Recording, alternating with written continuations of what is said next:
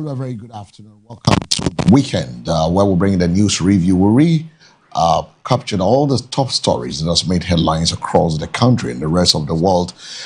The news review is also live from our studios on the 10th Avenue Extension, Greater Estate, Nongwa at Dogonom. The news is also live on all our social media handle, MBN 360, YouTube, Facebook, and also X. You share it with your friends and like our pages and follow us. Every weekend, we'll bring all the latest stories that has made headlines throughout the week. My name is El Samuels, your regular host, and we'll go straight away to the corridors of power to the presidency, where the President, John Dramani Mahama, has announced the abolition of a stand-alone STEM senior high schools as government shifts towards target integrating science, technology, engineering, and mathematics education across all second cycle institutions. President John Dramani Mahama says the era of exclusive stand-alone STEM schools is being phased out as part of a broader education reform aimed at expanding access to science-based learning nationwide. According to him, the new policy direction will ensure that every senior high school is equipped with facilities, curriculum support, and trained teachers needed to deliver STEM education rather than limiting it to selected institutions. He explained that the move is intended to promote equal opportunities, reduce regional disparities, and ensure that students across the country can pursue science, technological-related courses regardless of their school type. The president noted that integrating STEM into all schools will also help build a stronger skill base to support national development and innovation. Government says implementation will be rolled out in phases with investment in laboratories, teacher training, and digital learning tools to support the transition. The idea is to democratize STEM and decentralize it so that every child can have the opportunity to learn science, technology, engineering, and mathematics. We have realized that it is the way science and mathematics are taught that make a lot of our children not want to take the science and engineering route. But if you teach it practically and they are able to understand exactly what you're trying to teach, it makes it easier for them. Maybe if there was STEM at the time I was in school, I might now be a civil engineer, or I'll be, a mechanical engineer or something. Today, our children have a better opportunity. They can learn robotics, they can learn AI. And when I went into the classroom and I saw some of the experiments the children were doing, it was just beautiful.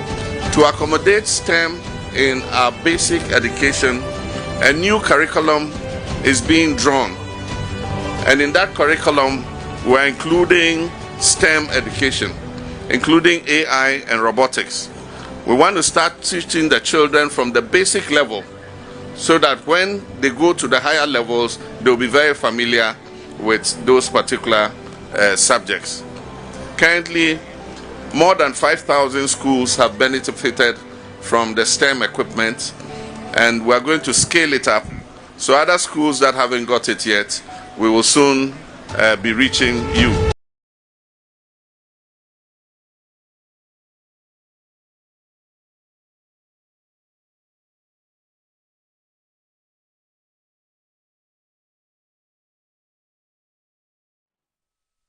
Away from the STEM education, the minority in Parliament says efforts to promote open and accountable governance are being undermined by what it describes as a growing climate of fear.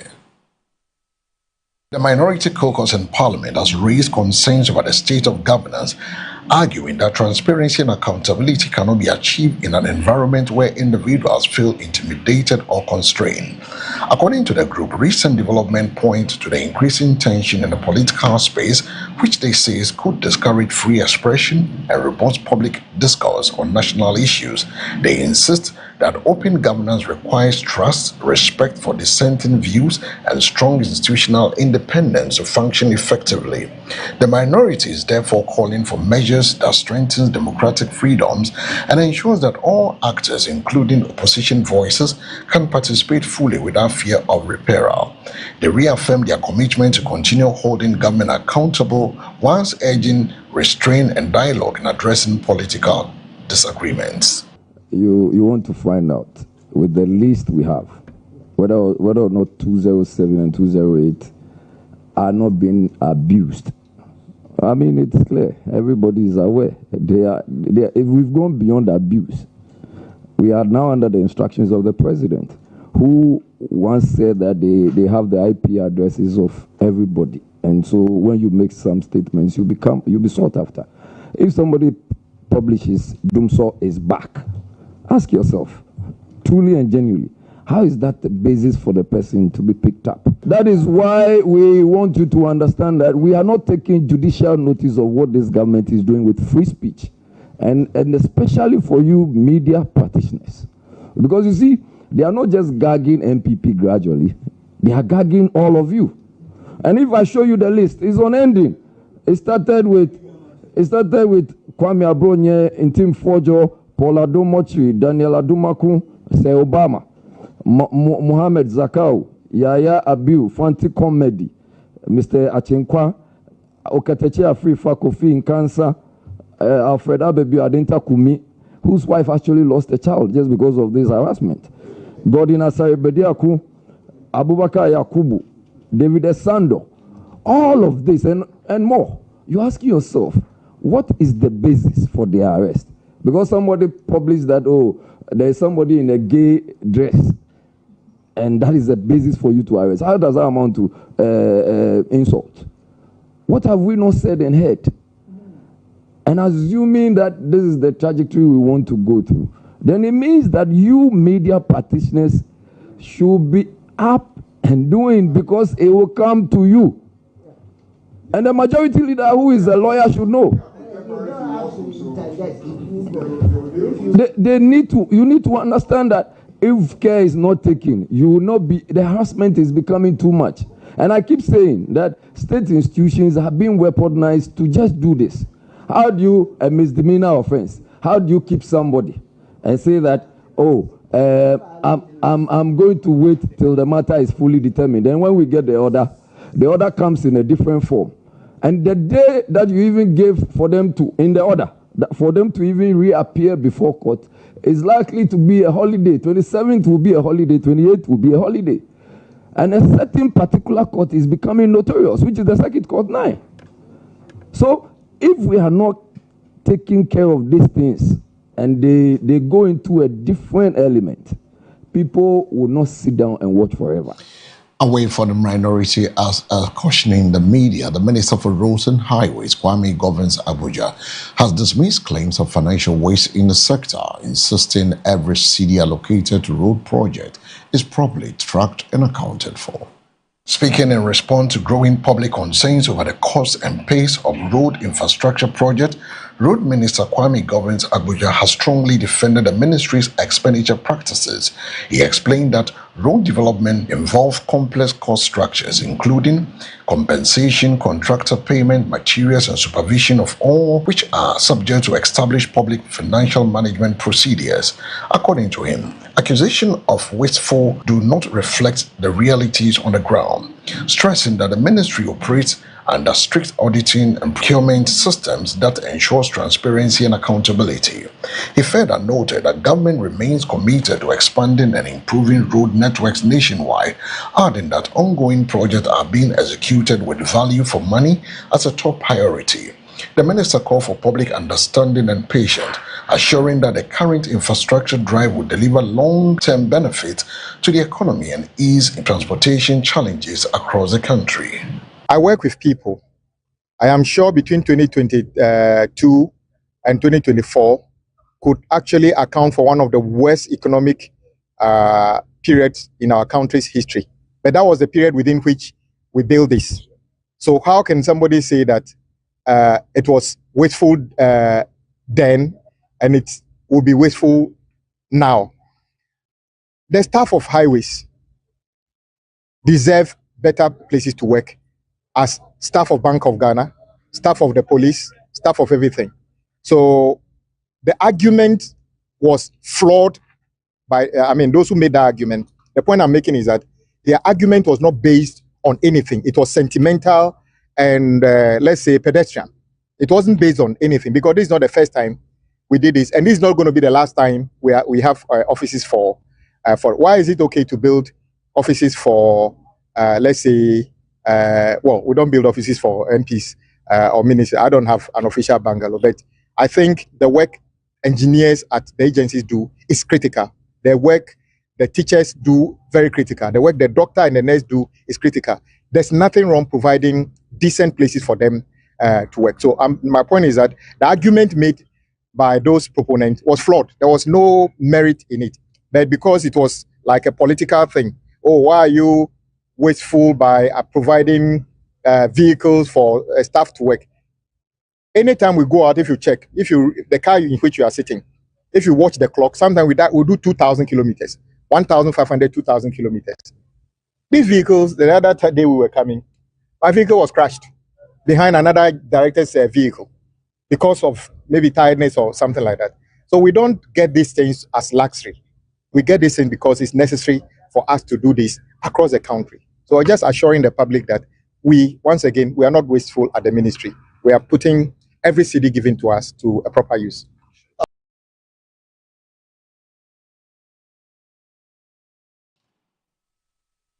The President, John Dramani Mahama, says ongoing upgrades at Ghana's airports will soon eliminate the need for passengers to remove their shoes and laptops during security screening processes. President John Dramani Mahama says government is pursuing major modernization measures at the country's airports to improve passenger convenience, efficiency, and security. According to the president, the planned airport technology upgrades will introduce advanced screening systems capable of detecting threats without requiring travelers to remove shoes, laptops, and other electronic devices during checks. He explained that the reforms forms part of broader efforts to align Ghana's aviation sector with modern international standards whilst improving the travel experience for passengers. The president noted that faster and more efficient screening procedures would help reduce congestion, shorten waiting times, and enhance operational effectiveness at the airport. Industry observers believe the proposed upgrade could significantly improve passenger confidence and strengthen Ghana's position as a growing aviation and transit hub in the sub-region.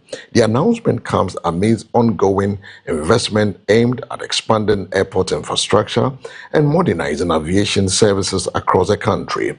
Government says the modernization agenda is intended to deliver safer, faster, and more passenger-friendly airport services whilst boosting Ghana's competitiveness within the global aviation industry. We continue to improve the travel experience, and as I speak, new 3D scanners are being installed in both Terminal 3 and Terminal 2. These scanners will eliminate the need to remove laptops and liquids from your hand baggage when you travel.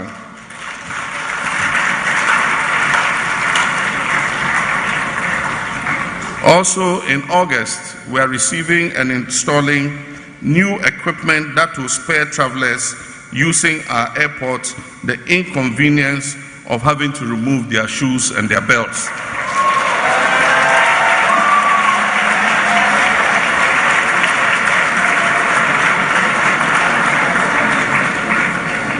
I can see that was a very unpleasant experience most travelers go through. After installation in August, you will not be required to remove your shoes and your belts anymore.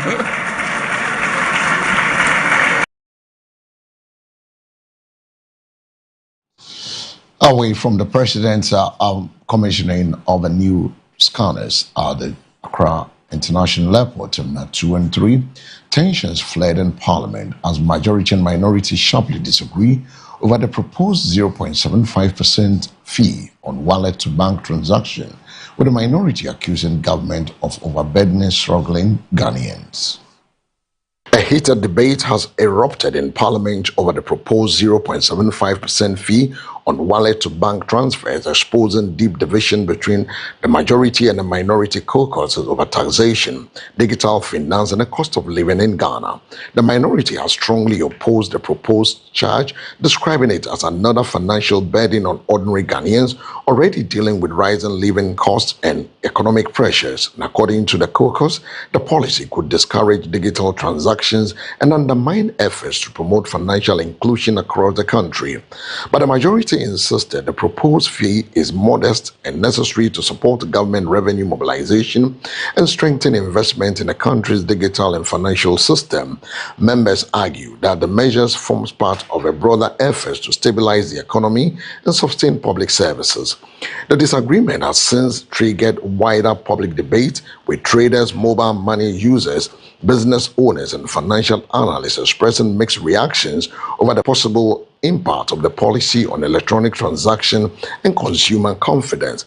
As discussions continue, many Ghanaians are watching closely to see whether Parliament will approve the measure or push for further review amidst growing public concern. With respect, with your kind indulgence, I want to bring to the attention of the House, especially since the Finance Minister is here, this announcement by Bank of Ghana of charging 0.75% when somebody transfers money from his bank account into his mobile money wallet. If the Finance Minister may recall, his government decided to repeal the e-levy law, and now Bank of Ghana is introducing the e-levy again. Minority Leader, I recognize that's why, Mr. Speaker, because the Finance Minister is here, and now they make an announcement that they have suspended it for further Minority Leader, with all due respect, when we operate within the rules, problems of this nature will not happen. Very well. Yeah, Mr. Speaker, with respect, that's why I said Majority Leader, you have the floor. Yes, Majority Leader may intervene. Yeah. Mr. Speaker, I request that everything that he has said should be expunged from the records. Mr. Speaker, this kind of lawlessness cannot be accepted. Not especially from a leader. Please, let's get serious. No, let's get serious. Let's get serious, please. Don't let us start this meeting on this note. We've been in this house. You have just come. But those of you who have been in this house, for God's sake, after votes and proceedings, is the first thing to get up and be asking questions to the Finance Minister. Is that the first thing to do? Prudence can both be invoked, and these provisions, when they are invoked, they supersede procedure. I know my law in the minimum. Mr. Speaker, the rule of necessity is inherent. Mr. Speaker, the rule of necessity is inherent.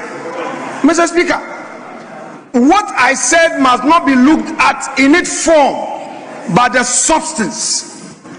We have a state institution that has made a public announcement to the effect that certain charges are being levied on the ordinary Ghanaian. That if you transfer money from your account into your mobile money wallet, you are being charged 0.75%. As a parliament, Honorable Minority Leader, Mr. Speaker, I need to conclude. Minority Leader.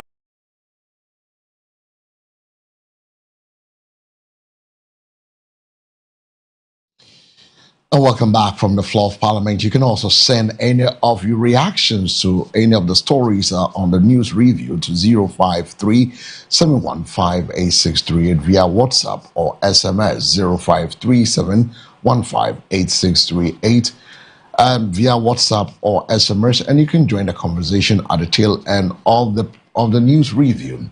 But moving on, the National Disaster Management Organization has activated emergency response centers across parts of Accra following heavy rains that caused flooding in the several communities, disrupting movement and raising fresh concerns over the city's drainage challenges. The National Disaster Management Organization has activated emergency response centers in parts of Accra after torrential rains triggered flooding in several communities across the capital. Areas affected experienced overflowing drains, submerged roads, stranded vehicles, and disruption to commercial activities as downpour exposed persistent drainage and sanitation challenges within the city. Emergency response teams have since been deployed to monitor affected zones, assist residents, and coordinate rescue and safety operations where necessary. Authorities are also urging residents in flood-prone communities to remain alert and avoid moving through the fast-rising flood waters. The flooding has once again renewed public concern over poor drainage system, choke gutters, uncontrolled construction on waterways, the reoccurring impact of heavy rains in the capital during the rainy season. Meanwhile, residents are calling for long-term solutions to Accra flooding problem as weather experts warn that more rains would be expected in the coming days. From the emergency center story, we'll move to the seat of presidents, where the President John Dramani Mahama has urged Ghanaians to uphold peace, tolerance, and national unity as Muslims across the country celebrated the Eid al-Adha. The president called on citizens to reject all forms of extremism and work together to protect Ghana's democratic stability and social harmony. President John Dramani Mahama has delivered a strong message of peace and coexistence to Ghanaians in his Eid al-Adha address, urging citizens to reject division, violence, and extremist ideologies.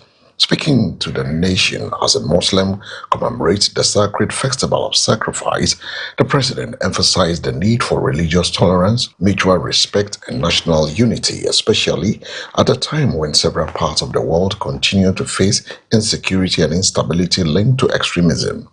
He commended the Muslim community for its contribution to national development and called on all faith-based groups to continue promoting peace and understanding across the country. The president further stressed that Ghana's strength lies in its unity and peaceful coexistence among people of different religious and ethnic background. He encouraged citizens to use the Eid celebration as an opportunity to demonstrate compassion, generosity, and support for the vulnerable in society. President Mahama also assured Ghanaians of government commitment to maintaining peace and security while safeguarding the country's democratic values. Eid al-Adha celebration, also known as the Festival of Sacrifice, is observed by Muslims worldwide to honor the faith and obedience of Prophet Ibrahim. The lessons of Eid al-Adha therefore extend far beyond the slaughtering of animals. The occasion calls on us to sacrifice, be selfless, don't hate one another, not to be greedy, not to divide amongst ourselves, not to be dishonest, and not to be indifferent to each other's suffering. It reminds us that true worship is grounded in sincerity, devotion, humility, and compassion. As Allah tells us in the Holy Quran, in Surah Al-Hajj, He says, their meat will not reach Allah, nor will their blood, but what reaches Allah is piety from you. So it's not the meat that you slaughter or the blood that is spilled that will reach Allah. What will reach Allah is your heart and how pious you are. This verse beautifully teaches us that Allah values not only the physical sacrifice, but also the righteousness, devotion, and charity behind the sacrifice. Islam also teaches us that the meat from the sacrifice should be shared amongst family, friends, neighbors, and most importantly, the poor and vulnerable in society. This spirit of sharing and caring is among the greatest strengths of the Islamic religion.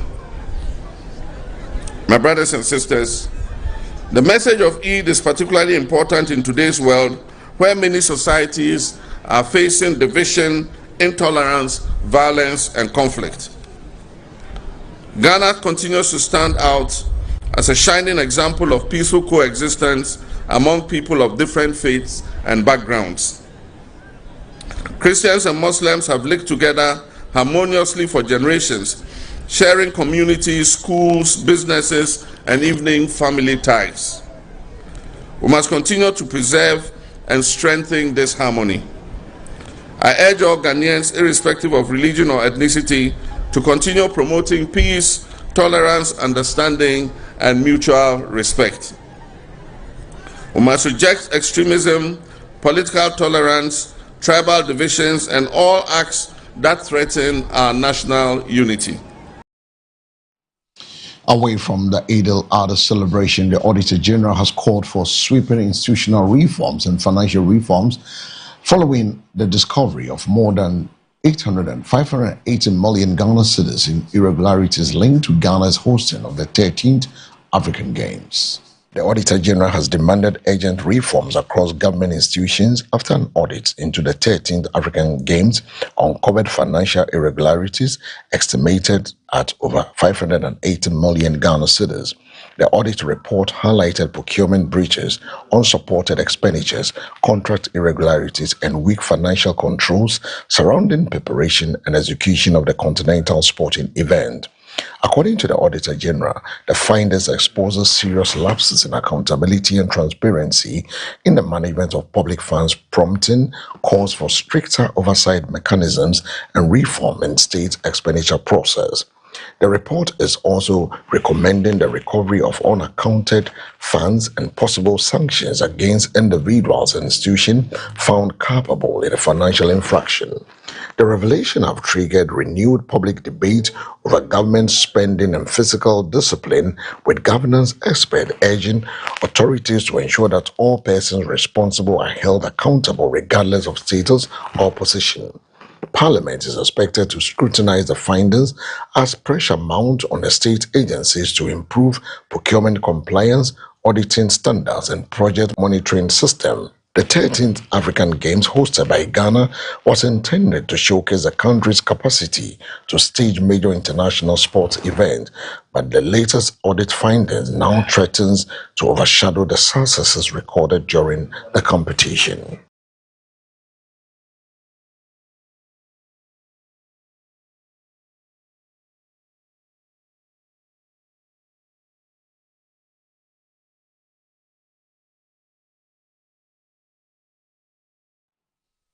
The Bank of Ghana has filed an appeal against a court ruling that restores the operating license of GN Savings and Loans, escalating the legal battle over the country's financial sector cleanup exercise. The Bank of Ghana has challenged a recent court decision ordering the restoration of the license of GN Savings and Loan. The central bank argues that the ruling could undermine regulatory authority and affect efforts aimed at maintaining stability and confidence within Ghana's financial sector. The legal dispute stems from the revocation of the company's license during the financial sector cleanup exercise initiated several years ago to address insolvency, governance failures, and regulatory breaches among financial institutions. A court has earlier ruled in favor of GN Savings and Loan, directing that its license be reinstated. However, the Bank of Ghana insists the decision raises significant legal and regulatory concerns and has therefore moved to overturn the judgment through appeals process. Officials of the bank maintain that all actions taken during the cleanup exercise were necessary to protect depositors, safeguard the broader financial system. The case is expected to attract significant public and legal interest, as it could influence future regulatory actions and shape judicial interpretation of the powers of financial regulators in Ghana. Observers says the outcome may also have implications for other institutions affected by the financial sector reforms undertaken by the Bank of Ghana.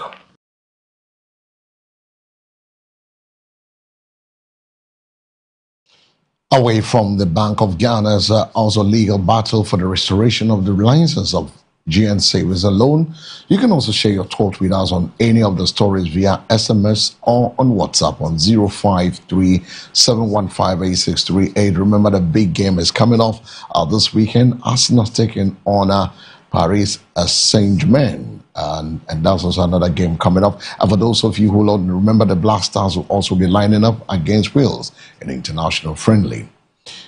Several communities downstream of the Wager Dam have been submerged following a controlled spillage exercise, forcing hundreds of residents to flee their homes as floodwaters continue to rise. Panic and destruction have gripped a number of communities around the Wager enclave after the spillage of the Wager Dam caused severe flooding, displacing residents and damaging properties. The overflowing waters inundated homes, shops, and roads in low-lying areas, leaving many families stranded and scrambling to salvage their belongings. Some residents have reportedly sought refuge in schools, churches, and nearby safe zones as authorities intensify emergency response efforts. Officials say the spillage became necessary to reduce pressure on the dam following rising water levels triggered by continuous rains. However, affected residents say the floods have once again exposed the vulnerability of communities situated along waterways and flood-prone zones. Emergency response teams, including personnel from the National Disaster Management Organization, NADMO, have been deployed to assist evacuations and assess the extent of destruction. Security agencies are also monitoring the situation to prevent casualties and ensure public safety. Residents are being urged to move to higher grounds and comply with safety directives as meteorological experts warn of more rainfall in the coming days. The latest flooding incident has renewed calls for stricter enforcement against building on waterways, improved drainage systems, and long-term flood mitigation measures to protect lives and property.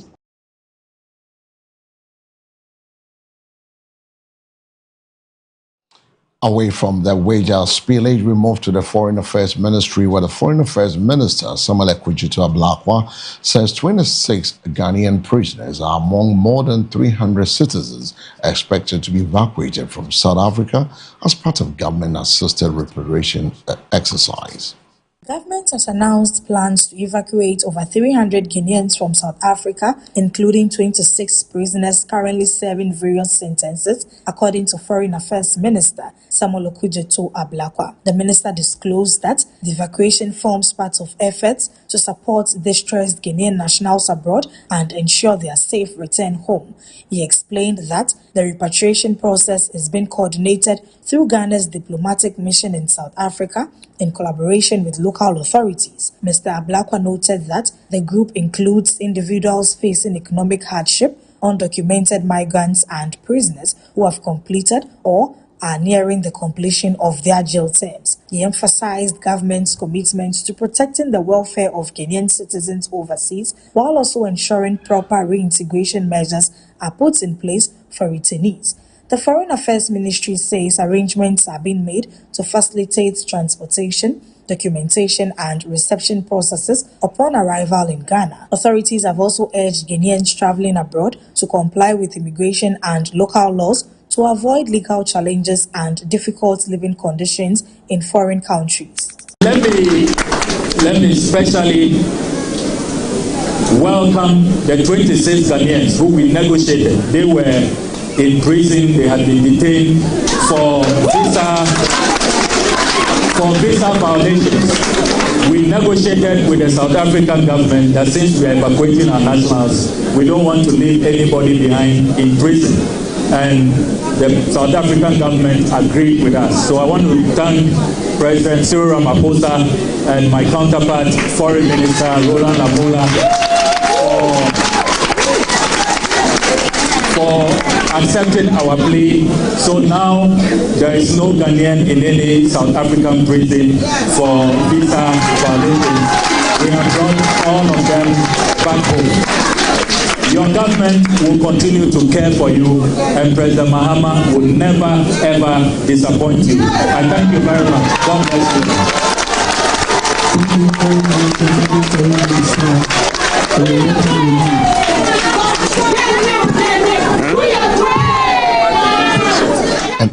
And that was the Foreign Affairs Minister, Samuel Okudzeto Ablakwa.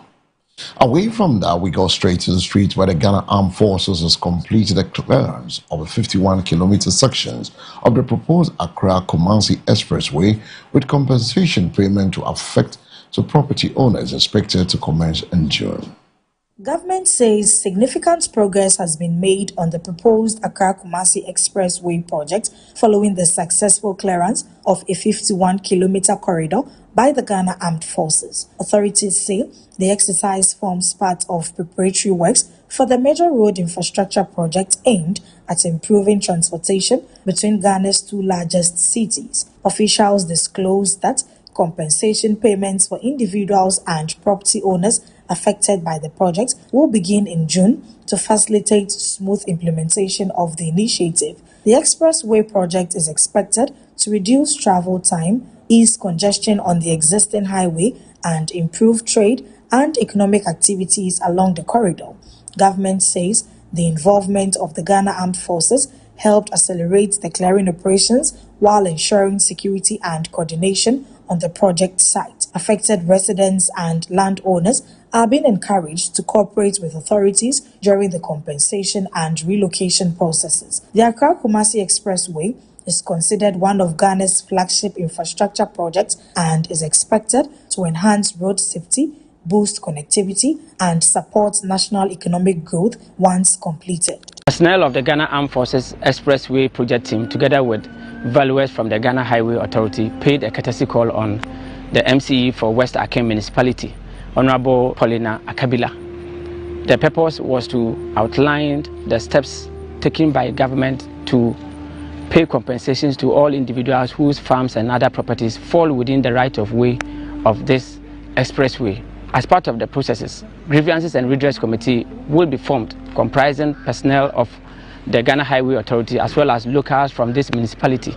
And this committee will address all concerns raised by individuals who are affected by this expressway construction. A similar courtesy call was paid on the DCE for Asene Manso Akroso district in the person of Honorable Eric Ahinakwa. Following this engagement with him, the team also had the opportunity to speak with locals of the Manso, Asene and Esubua communities, and all those who have issues regarding the construction of this expressway.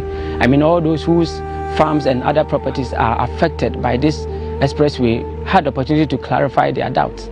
And so in the coming weeks, Grievances and Redress Committee will be formed to address all these issues as the government speed up the payment of compensations to these individuals.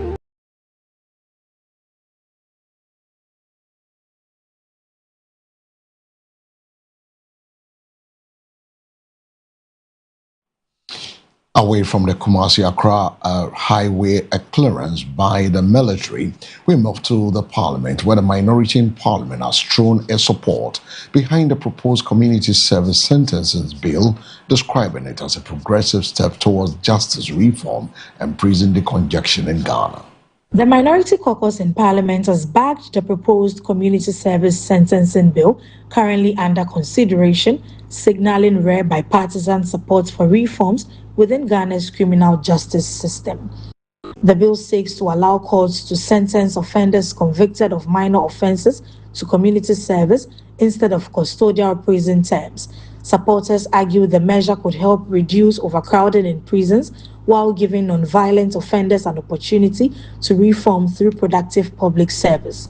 Members of the minority say the proposal aligns with modern correctional practices being adopted globally and could ease pressure on the country's overstretched prison facilities. According to lawmakers, thousands of inmates remain behind bars for petty offenses, creating congestion that affects rehabilitation efforts, healthcare, sanitation, and security within prisons. Legal experts have also welcomed the bill, saying community sentencing could promote restorative justice by ensuring offenders contribute positively to society rather than becoming hardened criminals through prolonged incarceration. However, some critics are calling for strict supervision systems to prevent abuse of the policy and ensure offenders comply fully with assigned community work. The debate is expected to continue in Parliament as lawmakers examine implementation structures, categories of eligible offences, and monitoring mechanisms before the bill's possible passage. If approved, the legislation could mark one of Ghana's most significant criminal justice reforms in recent years. Mr. Speaker, this community service bill, if it's passed into act, will still remain incomplete if we are not able to get the parole regulation also passed. And Mr. Speaker, we are currently working with the Minister of Justice and Attorney General because we've moved from cabinet, and I'm very optimistic that maybe next week we'll come to the House to lay the parole regulation, because that is what is going to complement this to make sure that we decongest our prisons very, very effectively. I want to personally commend the Minister of Interior for a very good job done. Speaker, as you can see, this we cannot say that my side of the House is not in support of. All the submissions so far made gives you an indication that this is a very important bill. Speaker, first of all, for community service, as a student of criminology, I know that it benefits both the society and the offender. Speaker, to the extent that what the offender seeks to do or had gone to do, for which reason he or she would have gone through some custodial sentencing, sometimes may not just be a major offense. So if care is not taken and you push everyone or anyone to prisons for a very small offense, you may end up promoting recidivism. Recidivists are repeated offenders. They go in, they learn, they become hardened, and when they come out, they do worse things. We want to commend the Minister for the Interior for bringing before us this community service bill so that we can establish the infrastructure for implementing community service as part of the penal system of our country. Let me highlight the fact that this bill itself does not define the offenses for which community service will apply. This bill does not do that. The Attorney General and the Minister for Justice will have to bring before us provisions amending the criminal code to identify the specific offenses where judges will be given the option to apply community service as part of the sentencing in lieu of incarceration. So I urge all of us upon the passage of this bill to try and assist our various assemblies to establish the infrastructure so that our constituents can benefit from having this alternative sentencing regime instead of being incarcerated. I thank colleagues for supporting the motion, and I believe that this is part of the wider reforms of the criminal justice system. Away from the floor of Parliament, we go straight to the Krowa constituency, where residents of Nungua in the Greater Accra region have welcomed the commencement of a major inner road construction project after the Member of Parliament for the area, Dr. Agnes Naa-Momolate, officially cast salt for the initiative. According to the MP, the project aims to ease the burden on motorists and commuters who use the roads daily for business and other activities. The construction is also expected to help reduce traffic congestion along the main Nungua Highway. The ceremony drew residents from all walks of life, party supporters, government officials, and traditional leaders, all showing appreciation to the lawmaker for championing the initiative. Speaking to the media, Dr. Agnes Naa-Momolate noted that poor road infrastructure has remained a major challenge for residents in the Krowa constituency over the years. She stated that while the National Democratic Congress NDC was in opposition, she pledged to work tirelessly to improve road conditions in the constituency once the party returned to power. She explained that the start of the Nungua Inner Roads project is a fulfillment of that promise and a sign of the government's commitment to addressing the needs of the people. The MP expressed gratitude to the Minister for Roads and Highways, Honorable Gavin Kwame Agboja, for responding positively to her appeal for road construction. She also thanked President John Dramani Mahama for ensuring that Nungua benefits from the government's development plans.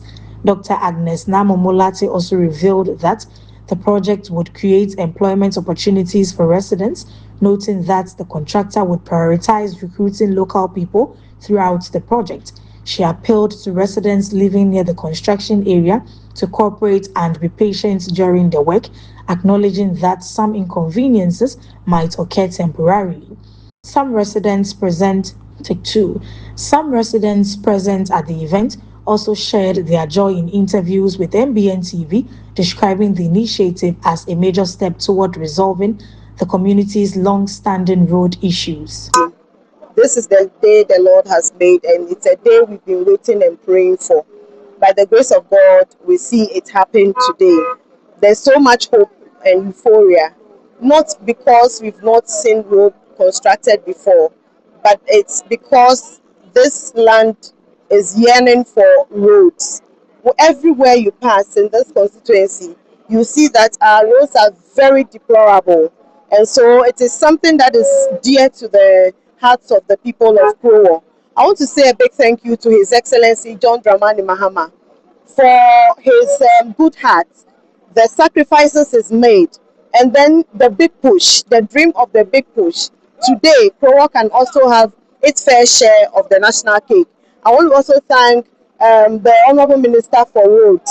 Today, if I am standing here, and I'm confident that we are winning this constituency, and that the people will be happy not just because of the votes, but because they know that every patience they've exercised has paid off. Then it is because the Roads Minister also deemed it very fit to listen to my cry. I want to say a big thank you to the people of Krowo for exercising patience, and I pray that we all cooperate.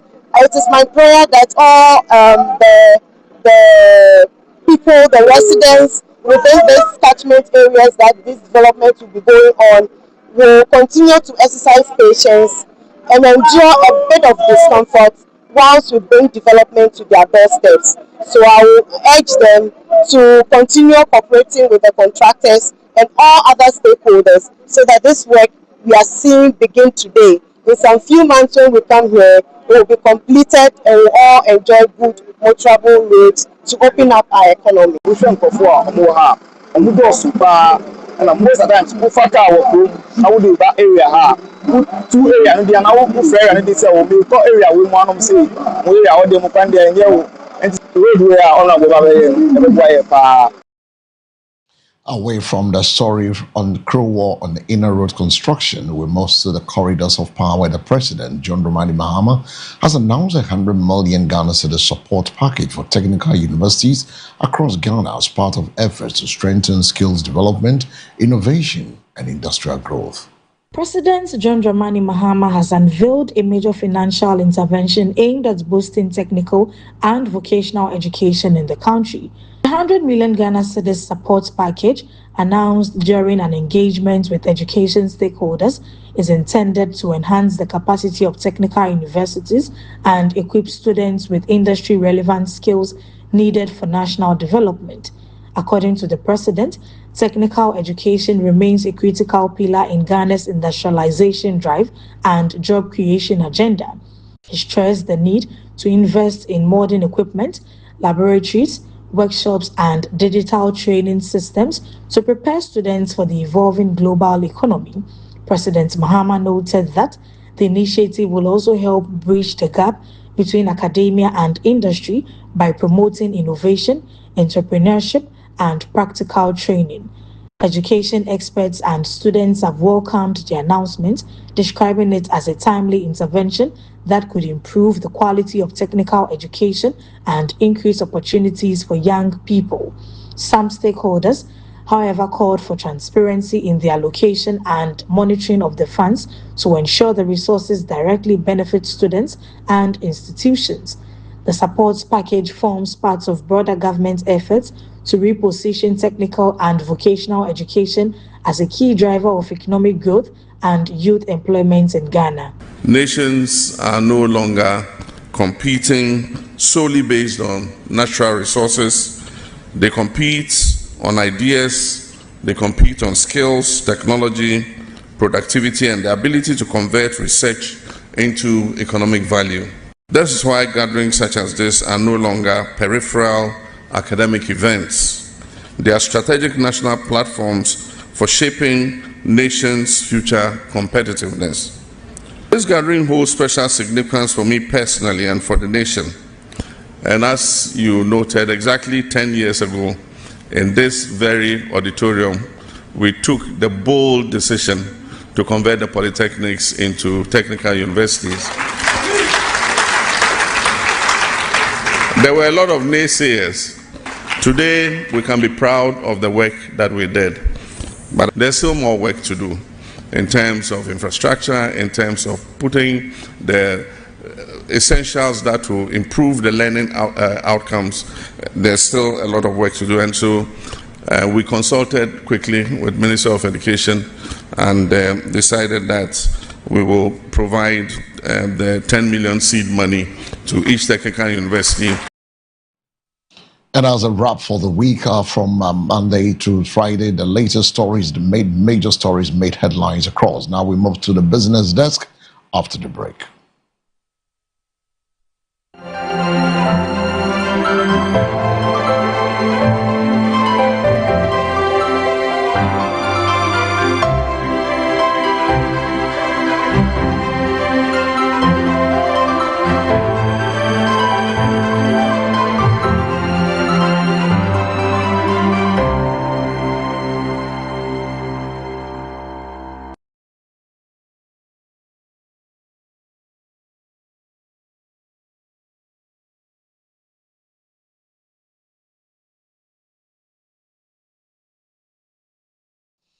This is live on the news review, the weekend, where we recap all the major top stories from the local through international business and what have you. And then we pick your views on all the stories that made headlines on 0537158638. You join us via WhatsApp or SMS 0537158638. And we'll have a conversation right after the international story called The Big Conversation. But right about now, we go straight to the business desk and recap some of the major stories on the business front, where the Bank of Ghana says the cost of its market operation is expected to decline significantly in 2026 as microeconomic conditions improve and inflation pressures ease. The Bank of Ghana has projected a reduction in market operations costs next year, citing improved economic indicators and ongoing monetary policy adjustment. According to the central bank, recent gains in inflation control, exchange rate stability, and liquidity management are expected to reduce financial burden associated with open market operation. Officials says the anticipated decline in operational costs forms part of a broader effort to strengthen macroeconomic stability and support sustainable economic recovery. The bank also noted that prudent fiscal coordination and continuing investor confidence will play a key role in maintaining stability within the financial sector. The projection comes as authorities continue to monitor inflation trends, interest rates, and market performance to ensure long-term economic resilience.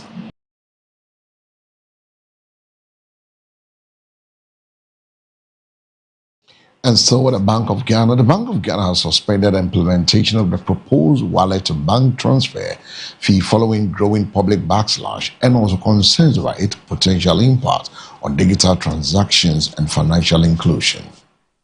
The Bank of Ghana has suspended rollout of the proposed wallet-to-bank transfer fee after widespread criticism from consumers, businesses, and sections of parliament. The proposed 0.75% charge, which was expected to apply to transfers from mobile money wallets to bank account, triggered intense public debate over the cost of digital transaction and the growing financial burden on citizens. Critics argue that the fee could discourage digital payment, undermine financial inclusion efforts, place additional pressure on the individuals and small businesses already dealing with difficult economic conditions. The suspension follows mounting pressure from consumer groups, financial analysts, and political actors who called for broader stakeholder consultation before any implementation. Meanwhile, the central bank says engagement with industry players and relevant stakeholders will continue as authority assesses the broader implications of the proposed measures on Ghana's digital financial ecosystem.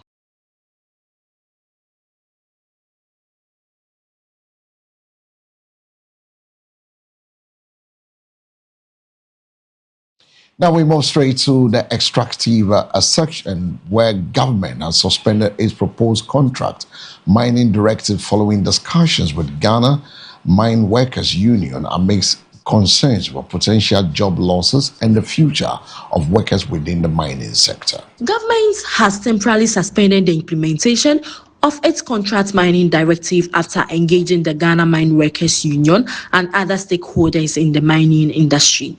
The directive, which had generated strong opposition from the labor groups, was criticized over fear that it could lead to job insecurity, weaken workers' protection, and after long-term employment conditions in the mining sector.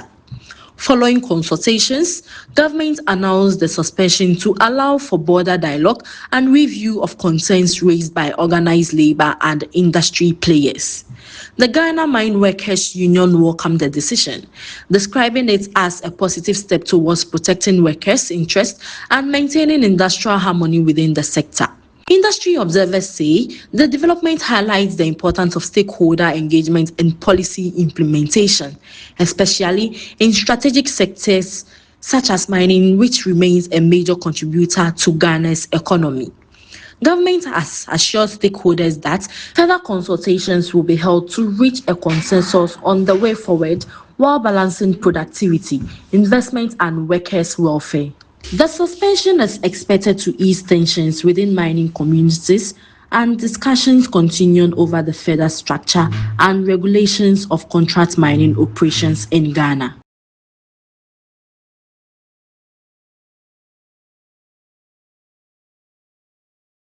Still in the extractive sector, where calls are growing for government to resist attempts by mining giant Gold Fields to secure a renewal of its mining lease, as sections of the public and industry observers warn against what they describe as rising xenophobic sentiments surrounding the debate.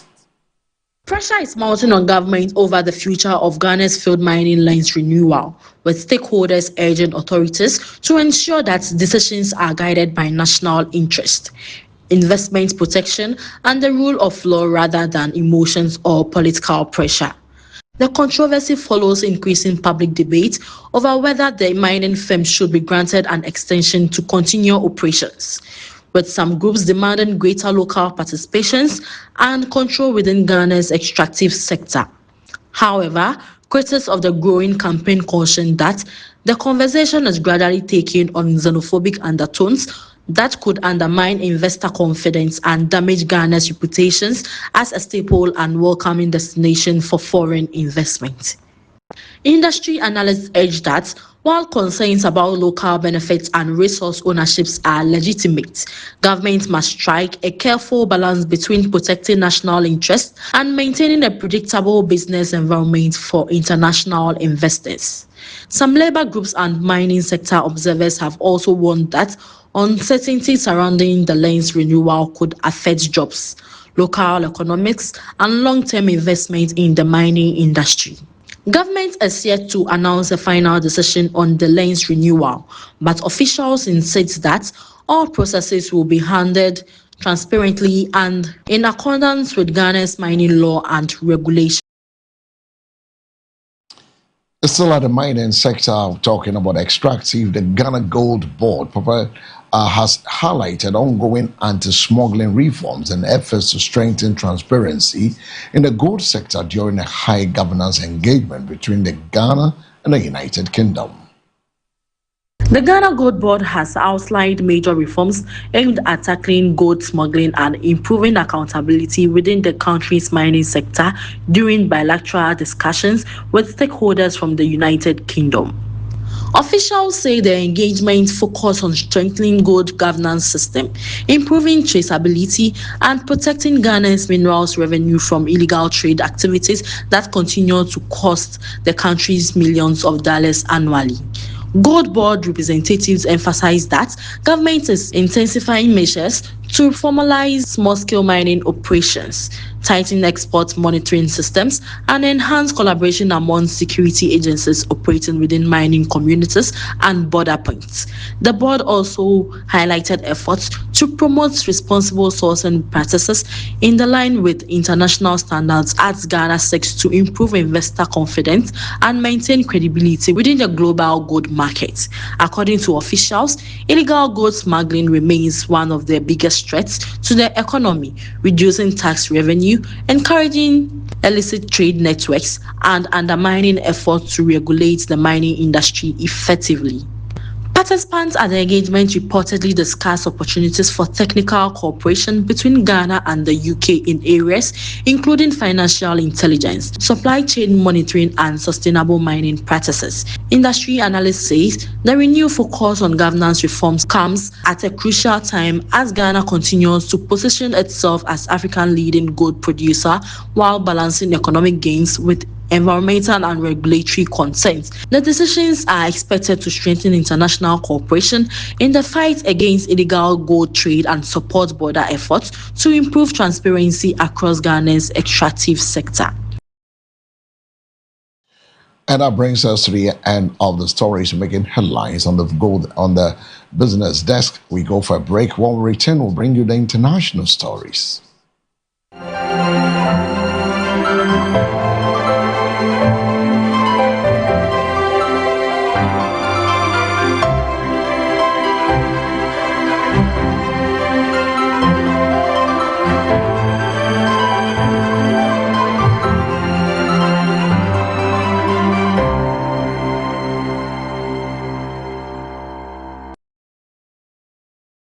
Welcome back. Still the news review, the weekend where we'll recap all the major stories from local to business and international fronts. Now time to bring you top stories from the international front.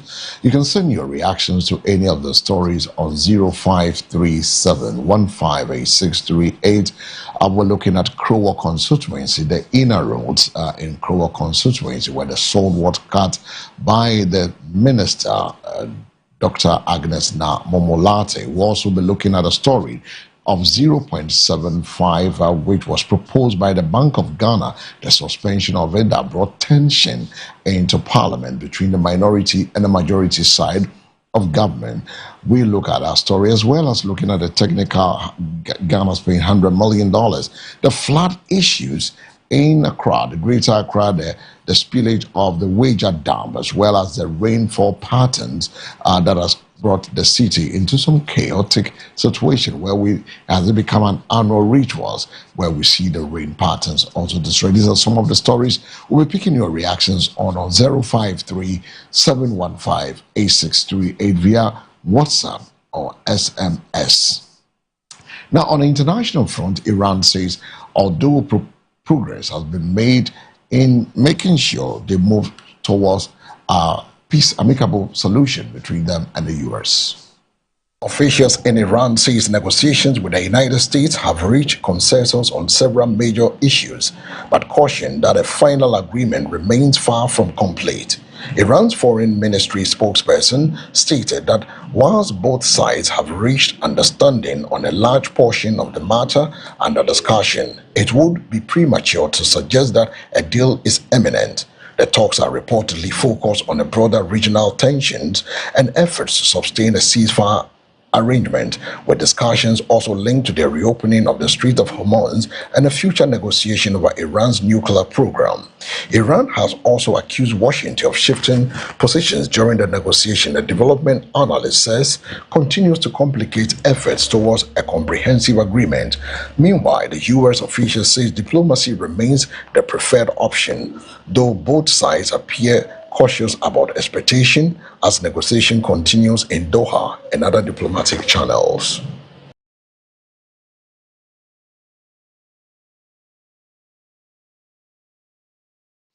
Now we move away from the Middle East. We go to Africa, where Senegal's former Prime Minister, Minister Ousmane Sonko, who was recently dismissed from government, has been elected Speaker of Parliament in a dramatic political development that is widely seen as a major challenge to the authority of the President, Bassirou Diomaye Faye. Ousmane Sonko, the recently dismissed Prime Minister of Senegal, has been elected as Speaker of Parliament, marking a significant shift in the country's political landscape, intensifying tensions within the governing political alliance. Sonko's new position comes shortly after his removal from leadership, a move that has already sparked widespread political debate and speculation about the internal disagreement at the highest level of government.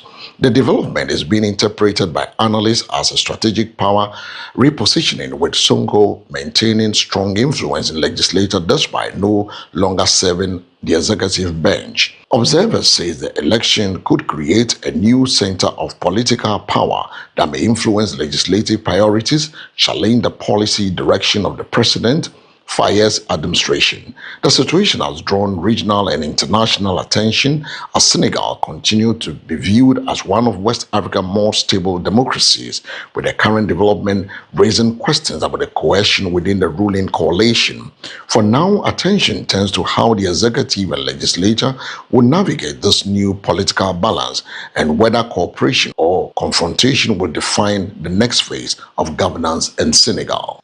Away from Senegal, the World Health Organization has raised alarm of what it describes as a catastrophic collation of disease outbreak and an ongoing armed conflict in the Democratic Republic of Congo.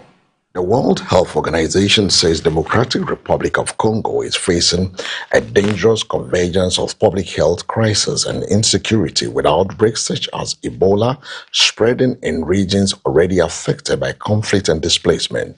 According to the global health body, fighting in several parts of the country is making it difficult for medical teams to reach affected communities, deliver supplies, and carry out surveillance needed to contain the disease. Health workers are reportedly operating in high volatile conditions with limited access to remote areas where suspected cases are emerging.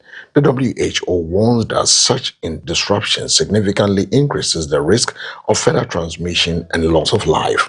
The situation is further complicated by the population displacement as families flee violence and move across regions, making it harder to track infections and maintain vaccination and treatment programs. Public health experts say the overlapping crisis could overwhelm already fragile health system if urgent support and security measures are not strengthened.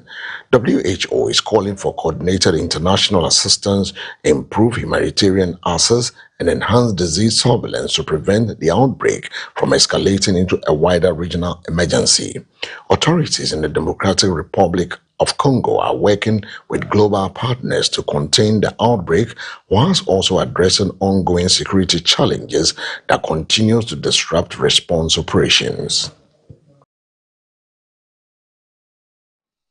So at this African story, where at least 16 students have died after a fire torn through a dormitory at a boarding school in the central Kenya, with dozens more injured in the early hours of the morning. Kenyan authorities say a tragic fire at Utumishi Girls Academy in Gilgil has left at least 16 pupils dead and 79 others injured after flames swept through a dormitory while students were asleep. The fire broke out just after midnight, rapidly engulfing the building and trapping many of the girls inside. Emergency responders, including the Kenya Red Cross and police, rushed to the scene as panicked students attempted to escape through windows. Officials say the victims are mostly teenagers aged between 15 and 18, and many of the injured have already been treated and discharged, while others remain under medical care. The cause of the fire has not yet been established, and investigations are underway to determine whether safety procedures were followed. Authorities have urged public to avoid speculation as forensic teams examine the scene. The tragedy has shocked the nation, with grieving families gathering at the school compound searching for information about their children. President William Ruto and other officials have expressed condolences, describing the incident as a national tragedy. This latest disaster adds to a long history of fatal school fires in Kenya, raising renewed concerns over dormitory safety, overcrowding, and emergency preparedness in boarding schools across the country.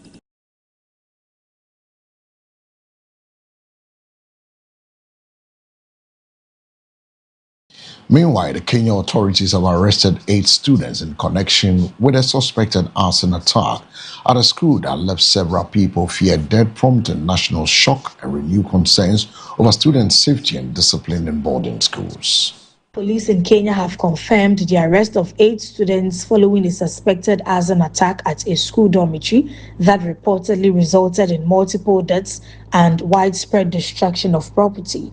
According to preliminary reports, The fire broke out at night, engulfing parts of the boarding facility while students were asleep, leading to chaos as emergency responders rushed to the scene.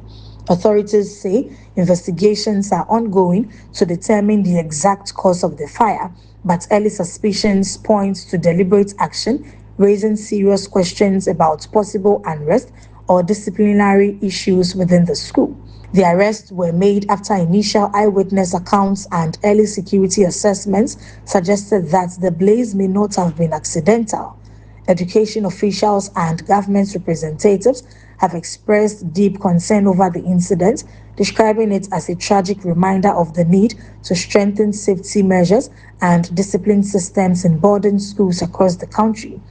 Families of affected students have been left in anguish as they await official confirmation of casualties and updates on the condition of survivors receiving medical attention. Security analysts say the incident highlights recurring challenges in school safety management, particularly in boarding institutions where students are housed in large numbers with limited emergency response infrastructure. As investigations continue, Kenyan authorities are expected to review school safety protocols nationwide to prevent similar tragedies in the future. And on the sad note, we come to the end of this afternoon edition of the Weekend News Review, where we bring all the latest stories that has made major headlines across the world through to the international local front. And right about now, we cross over to join Christian Tete on the line to fine-tune ourselves with some few of the stories, and then we recap and then take your views and we'll go to Krowa, and then also we want your input on 0537158638. The Salt Carton at the Krowa constituency. On the line is Christian Tete. Good afternoon, Chris. Great. It's good to have you. Chris, let's go straight away to our first story that has to do with a 0.75% proposed by the Bank of Ghana through the fintech MML to make sure that Ghanaians pay that amount of money per any transaction from our wallet to the bank account, or from our bank account to our wallet, and that has brought tension on the floor of Parliament. How would you describe this story? Okay, thank you so much, Mr. L. And I want to say a very big good afternoon to yourself, your production team, the CEO of Akadem Media, and the good people of the West of constituency. And also to extend my words greetings to His Excellency John Dramani Mahama, the President of the Republic, for working so hard in making sure that our friends, our competitors that are facing so much challenges in South Africa are being organized to make sure that they get out to the jurisdiction safe and sound. I will commend for that. And also commend the Foreign Affairs Minister, Honorable Okunjeto Ablakwa, for this particular initiative. This is a government that is doing all it takes to make sure that the citizens are free, economically are free, socially are free, in fact, in all the sectors of our economy. So when we say, the government of Ghana, led by John Dramani Mahama, is committed based on the problems that we have identified in the economy, in the agriculture sector, in travel and talk, in fact, all the key sectors for economy. We promise Ghanaians that when we are given the chance, we are going to do nothing but make sure that we tackle the problem from scratch and make sure that we make Ghanaian or the Ghanaian economy a fruitful place. The proposed immediately that our LGC people are talking so much about, I want to say for the record that there is no introduction of any electronic transaction lately so far as we are concerned. And the Bank of Ghana, a working finance ministry, are on top of their activities, making sure that every particular individual in this country is safe one or another in transacting business. So in simple terms, The government is creating the atmosphere whereby businesses, investment are encouraged. So the government is not going to introduce anything or anyone that's going to discourage foreign or into the country. So basically, it's been good. The government has probably touched a decision, and Parliament is also then making sure that all issues are tackled accordingly. Just yesterday, the famous anti-gay bill has been passed in Parliament, which is in the process and waiting for presidential answer. So you see that the government is intentional and committed to its promises that it may do the good program. So as a matter of fact, I keep advocating that let us support the government. You know, there is a saying that whenever issues are growing up, we may have one or two challenges. But collectively as a country, we must engage the necessary stakeholders. And one thing that I'm so happy about is that the NDC administration, NDC led by John Mahmoud, is open for consultation. That any matter of importance to a good people of Ghana, when it comes up, consultations are open. Views of citizens in our value chain are accepted, taken into consideration. Admissions sometimes are made before we make a determination into any kind of decision that will have a cascading effect on the political program. I want to sit on record that John Mahmoud is doing all that it takes to make sure the Ghanaian people is relieved from the pressure that we inherited, that the system was faced with. So far, so good. I can tell you for a fact, Mr. Tenor, that we are not doing so much in Nigeria. We are taking our time as a matter of economic and economic sustainability, creating the necessary environment to make sure that we expand our economy for the growth of businesses, most especially the private sector, so that we can push our macro economy. So in simple words, the government is committed in all the sectors of the economy and taking proactive measures in making sure that our challenges are meted out with practical measures, not with empty talk. Somebody will say, so far so good. What are the benefits to private and business agenda is concerned? We have been very intentional about what economic we have. We have seen an appreciation of the entity against the major trading currency, that's the dollar. We have seen a reduction of food inflation over the period. So basically, these are practical measures that we are working on day to day to make sure that the poor people of Ghana get a place when it comes for the need in the economy. We are very focused and very intentional on whatever we do. We are not complacent at all. We are only focused and delivering to the best of our ability to grasp the NDC, Dr. Muhammad is concerned. And you can see, the local assemblies, as a matter of decentralization, is working so hard in all the municipalities across the country to make sure that environmental cleanliness is observed. First of all, I want to observe the sustainability of our country. So, basically, we are not focused on slogan. We are taking our time, fixing program one after another, and at the end of the day, the economy opens for the fruitfulness of the Ghanaian people. So if you are doing businesses, you are able to make very protection that this is my value, this is my input, this are expected you are happy. You can make that particular protection. If you are a trader, you are able to move freely within the country because of what? Security, because they have security, availability of food, and availability of farm. And one of the remarkable issues that we need to be talking about is what? The GN Bank license being given back by what? By court. Whereby businesses as the banking sector that was collapsed under the previous administration. And the bank that we are talking about, if I record society-wide, we are talking about local about 192 of these microfinances across the country, which give direct and indirect jobs to the good people of Ghana.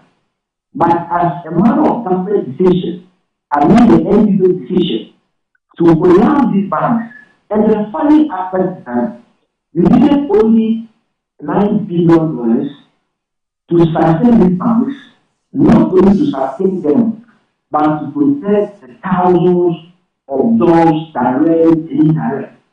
As a matter of fact, the government used about $55 billion to collapse the related people, homeless and jobless. So practically, we are making sure but talking about the banking system, you hear the Bank of Ghana is heading towards the Supreme Court, a battle as to why they need to restore the license of the GN bank, because because they still wouldn't want to do what they have to do. They are appealing to that again. What does that make as it stands now, we have not seen any official letter yet. After now, if it is out, then I have not seen it. And the press conference was held yesterday by the CEO himself, Papa Odedo, indicating that they are ready for any kind of engagement to find out this particular matter is concerned. But what we know for sure is that the court has given the directive to the Bank of Ghana for the restoration of the license and operation permit of the bank in Brooklyn for them to operate. One thing I'm happy about is that when this particular move is is going to wake up all the microfinance across the country, in particular GN Bank, where individuals in Fako, because there's one particular one over there, there is one in Kennedy, that's South District, another one in North District, there is another in Pango constituency. So these are landmark areas whereby these banks are so instrumental. So when they start their operation again, people are going to be employed. And it's going to reduce the pressure on government and also the system, whereby the private sector and the market of entrepreneurship, jobs are created, accountants will be recruited, cleaners will be recruited, cleaners will be recruited across the country gradually, so that our country becomes more fruitful. Because pressure is on government for employment opportunities. So if the private sector is being strengthened and encouraged to follow the right processes, to come back to nation, I think this is all across the system of the government of this particular initiative. We are very focused in making sure that issues that are dealing to the House of Ghanaians are being taken care of properly. This push is ongoing around the country. Over 7,000 teachers were recruited in July. These are measures, and any commitment that's made is coming with input by budgetary allocation. In consultation with the finance ministry, all right, that our programs will tackle one after another for the betterment of the good of Ghana in all the sectors of economy. All right, thank you so much, Christian Tete, for joining us on the News Review segment where we have this conversation with you. Enjoy your weekend. So right. So finally, the president is expected to honor his commitment to the anti-LGBTQ bill, according to some judge, now that it has been passed. Petroleum and LPG prices are set to go up, but diesel to decline from 1st of June. Transport fares are to increase by 20% from the 2nd of June 2026, according to the GPRTU. They've announced that. Those are the story. We'll wrap up. Meanwhile, the Efia MP urges end to politicization following the passage of the anti-LGBTQ. And that's how we wrap up today's edition of the News Review, live and direct from our studios. We go to the flooding sector, where we show the flooding of Accra to the people. What do we do to deal with these flooding issues? And I want you to give us your input. We'll also be going to the Krowa constituency to see the salt cutting of the inner road. People of Krowa, how do you feel about this being done in your constituency in the inner road? You can give us a call, send us a message on 053-715-8638. 053-715-8638 is the numbers you can share your thoughts with us via SMS or WhatsApp. And how do you feel about the passage of the anti-LGBTQ plus a bill by Parliament. Now it is up to the President to assent to the bill that has been passed by Parliament. The Speaker of Parliament just said they are going to do it. Some just says he is relieved. He expressed relief after following the passage of the anti-LGBTQ bill. If you listen to the Member of Parliament, are also saying Mr. Boama Nyako expressed the passage of the controversial bill, widely referred to as the anti-LGBTQ legislation, seeks to criminalize the LGBTQ plus activities, advocacy and promotion of what it described as a non-conventional sexual relations and family value. The legislation passed Parliament following months of intense national debate and international scrutiny. Remember, the President was not honored because of this bill. Now we want to see the President assent to the bill that was passed by Parliament yesterday. Well, 053-715-8638. PCR, get me Asunaba Oredu as to why the GPRTU is announcing 20% increase of the transport fare starting from the 2nd of June.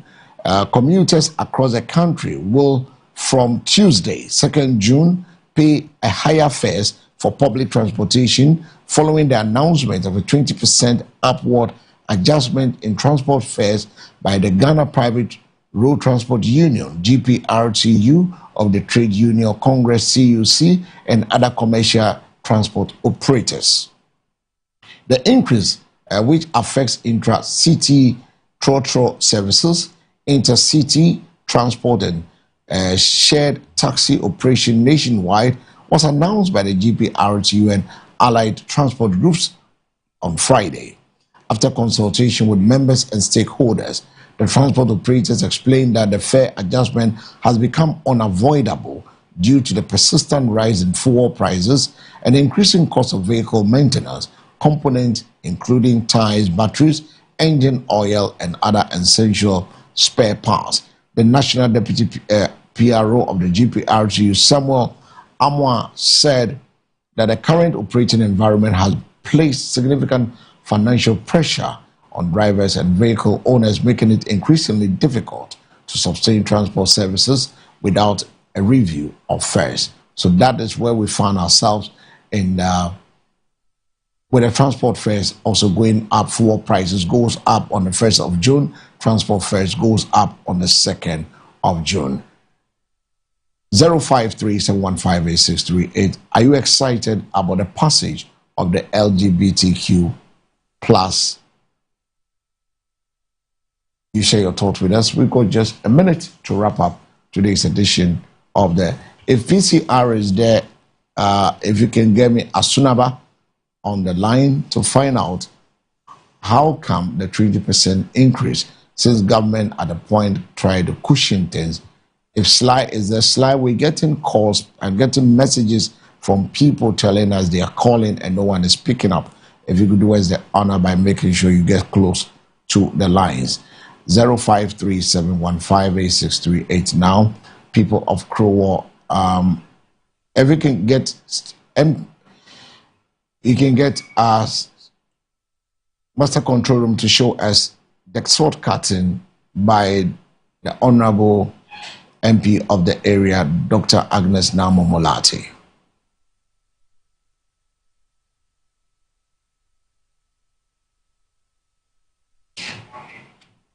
All right, so now let's go to the flood and what happened this week. All right, now let's go to the line and speak to Asunaba Nana Radio. Good afternoon, sir. How are you doing? Well, we went to bed, we woke up, and we heard the announcement yesterday. Before we go into bed, we had the announcement that the GPRTU is increasing fare with its allied bodies, like the Commercial Drivers Union as well, a 20% increment in fare starting the 2nd of June. What informed this decision? You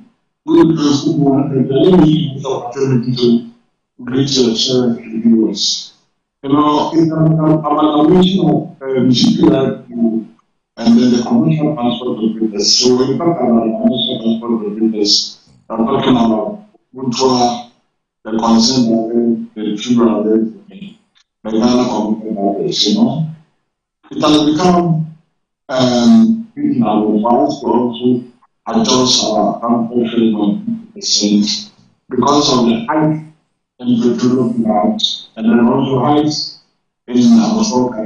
As we are speaking now,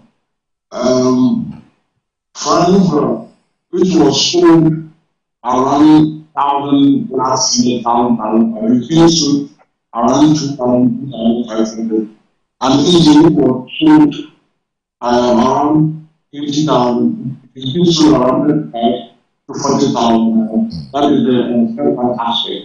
The last time that we reduced our transport costs, if you remember very well, that was last year, April, we decreased our transport costs by 50%. At that time, a liter of fuel was selling around 30 cents. So when we compare and contrast the current situation that we find ourselves, petrol diesel is giving around 15. So when you do your own mathematics, you can an additional difference to the already 30s, we have been asked to remove our transport costs. So with that,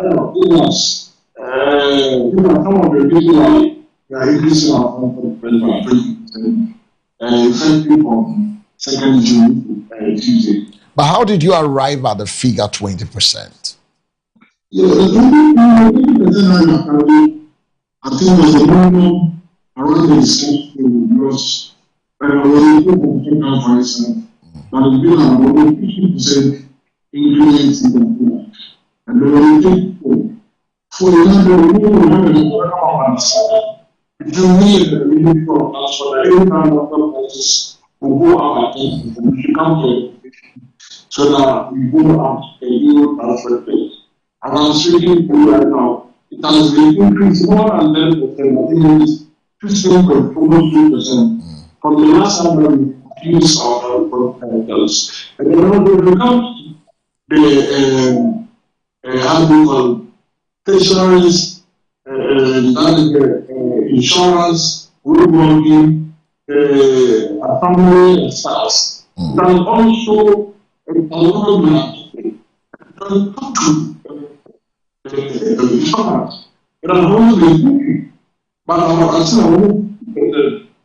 so we have all the quota and then we use supply. If you give more than 30%, but you see, predicting on our phone when you increase it by 30%, you have to only remember the ordinary career, we also got salary highs. Because as I want, you have to also take the children who also want to come to schools. You have to also take them for the contribution. So we decided that no, we will take it from our own warriors. So we should use our own method.